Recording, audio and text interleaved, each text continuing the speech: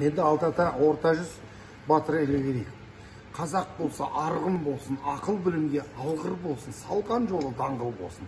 Қазақ болса найман болсын, қанатын кеңге жайған болсын.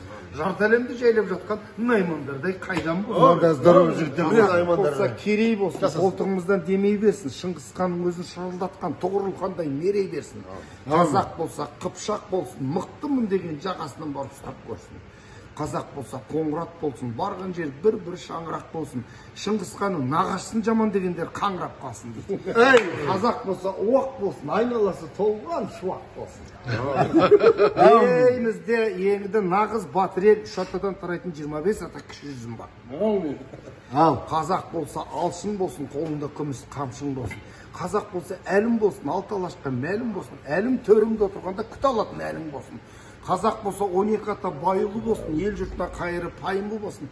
Қазақ болса 7 ата жетіру болсын, ұрпағы өліп өсіп, арманы жетілу болсын. Қазақ болса табын болсын, жүрек от жалын болсын. Қазақ болса тамы болсын, тама болсын, шама болсын. Қазақ болса жағал байлы болсын, жігіттер жағдайлы байлы болсын. Қазақ болса шекті болсын, қыздары қыз жібектей текті болсын.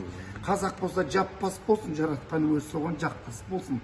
Қазақ болса беріш болсын, жүрген жері өріс болсын. Бәрін айтты, бірін айт қысқартайын. Қазақ болса адай болсын, но адайлардан абай болсын. Өйткені адай деген батыр халық, алталаш талақанына салған қазақ деген ақын халық. Мейлі қазақ болсын, азақ болсын, ең бастысы болашағы ғажап болсын. Үйған ұлты болсын, асқақтаған рухы болсын, 18.000 қаламның құпиясын ашатын кілті болсын.